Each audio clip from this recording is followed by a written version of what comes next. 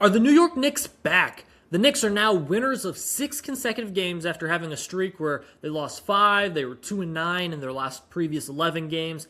Now they're winners of 6. The defense seems back. The offense seems to be not pre-NBA Cup level, but getting back to that sort of.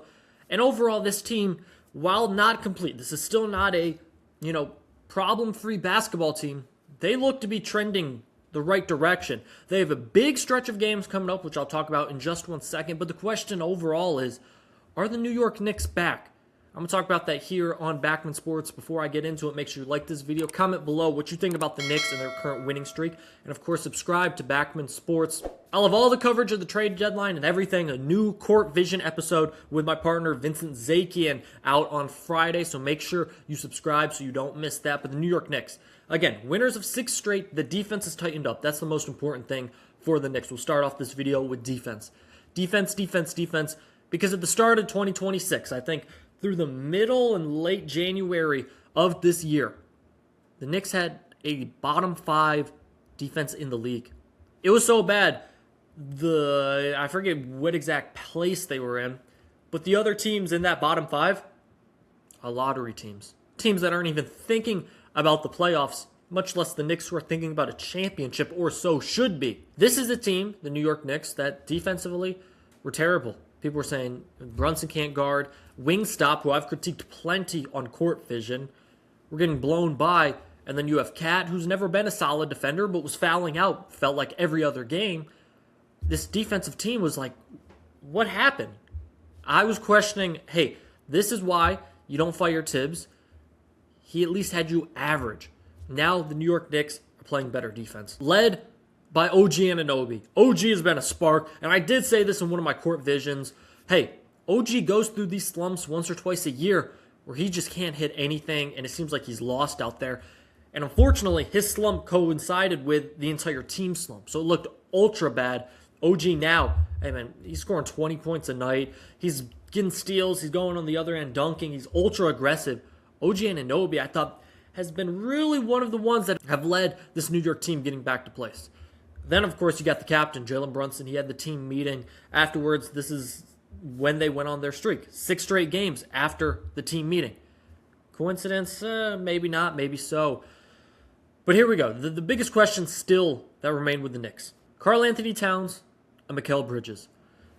And for you, you might be saying, Cat's the biggest issue of them all. Personally, I think Mikal Bridges is.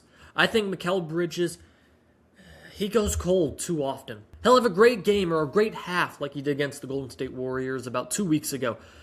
Missed one shot. I think he went 8 for 9 in the first half. And this was a game without Jalen Brunson. So it's like, Mikal Bridges, this is one of your games. Take over. And then the second half, he shoots 3 times. And he doesn't miss a shot, right? But he ends up with like 16 points or something of that nature. It's like, Mikal Bridges, you got to stop the disappearing act. You are one of the top players on this team. You're looked at as the third option in some cases. Some people say JB, Cat, and then Mikal. OG is kind of, I think, in my opinion, leapfrogged Mikal Bridges this year. But you can't be that third option. Sometimes you just disappear. Defensively, during that stretch, he was not good. As of late, he is buckled down. Him and OG Anunoby have proven, hey, we are Wingstop, okay? It's been impressive to see. I'm happy to see it because that's why we get him. But Mikal Bridges, sometimes on the court, you just forget he's there. He just seems lost in action.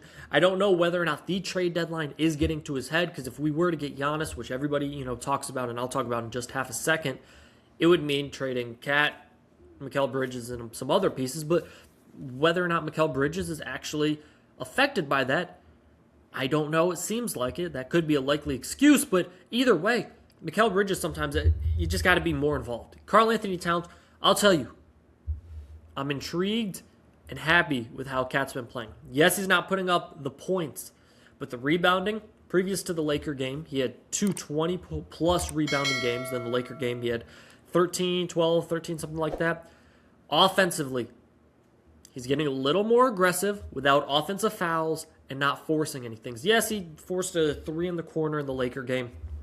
But offensively, he was going to the hoop, should have got fouled. He is the worst whistle in the NBA. It's incredible. These refs miss every time he goes to the cup. He gets fouled.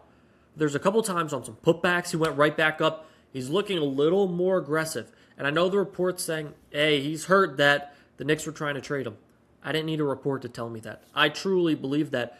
That's why I think Friday's when the Knicks season is like, okay, let's go. Let's make this championship push. Because I don't think Giannis is getting traded at the deadline. And if he is, I don't think it's going to the Knicks. I don't think the Knicks are going to trade for Giannis Antetokounmpo. This 6-game winning streak has solidified that. I think, say they continued, hey, if they went 1-5 over these last 6 and were terrible, right? I think, okay, maybe the front office desperately has to go for Giannis. But this is a championship contending team. They still have to figure out Cat. They still do, whether it be offensively, we need to get him more involved. He needs to go, okay, 3-point, not as many offensive fouls and defensive fouls. But overall, this is a championship contending team. I thought benching Jordan Clarkson for this period of games is fine. It is. Clarkson's going to have a role. At some point, somebody's going to go down, or we're going to need an offensive spark. That's where Jordan Clarkson is going to come in. Kind of like a campaign situation. He's going to win us a game. We're going to say in a big game later this year, that was the Jordan Clarkson game. I'm booking it right now. Kolek has played better. He went off on a little slump after the new year. Deuce McBride's been in and out of the lineup. And Jalen Brunson, while he's been injured, he's not forcing things. I think I just saw a stat that the Knicks are 20-0 or 20-1, something crazy when Jalen Brunson takes less than 20 shots. They're 12-12 when he takes 21 or more shots. This team works best when they're distributing the ball, and it's not Jalen Brunson, please play ISO ball. When this team is distributing, this offense looks good. This defense, like I mentioned at the beginning, I think in their 6-game win streak, 2 opponents have gone 100 or more. The Lakers had 100 on the dot. 76ers had 109. This defense has gotten good again. Whether it be changing the rotations, whether it be forcing guys to the baseline instead of to the middle when they're in the corner, which I did think was a little strange at the beginning of the year, but they changed it. This team looks like they are getting back together. Josh Hart's doing what Josh Hart does. This is a championship contending team. Now here we go. This is a big week for the Knicks. You got the Wizards coming up, then you got the Nuggets, and then this next weekend after the trade deadline. So no more talk about the trade deadline. The team we have is the team we have come these games. Pistons and Celtics, number 1 and tied number 2 in the Eastern Conference. Knicks are number 2 with the Celtics going back and forth half a game, whoever wins first, right? These are big games, point blank. These are games that the Knicks need to prove, yeah, we're still that team. You lost to Boston earlier this year. I think one was on a back-to-back or something. It was like, all right, whatever, you can have that win. No, you got this Boston team is showing they're legit. Granted, I still think I'd pick the Knicks in a series against them, especially with no Tatum. But you got to prove to Boston, we don't fear you. Like, come on, like, really, we're fine. Detroit embarrassed you on national television. You got to show something against Detroit. Don't let Detroit just go into the playoffs thinking, yeah, the Knicks are easy work. You got to show something against Detroit. Then you're going to get Detroit in a couple weeks, I think on the 19th of February. Either way, I'm happy with how the Knicks are playing. This still isn't a perfection of a team. I want to see him make a move, a small move at the deadline. I don't know if that's Alvarado, that's Missy from New Orleans as well. I think one small move, and I don't know. It's just, I want to see a dog on this team. I want to see a facilitator.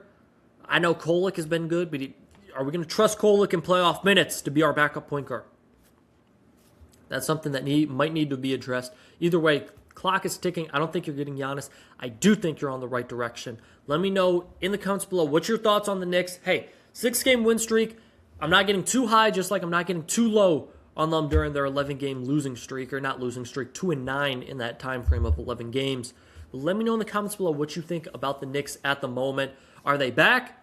Have they never left? Is it, a fall 6 games? Let me know in the comments below what you think. This is Backman Sports. Make sure you subscribe for Court Vision coming this week, post-trade deadline.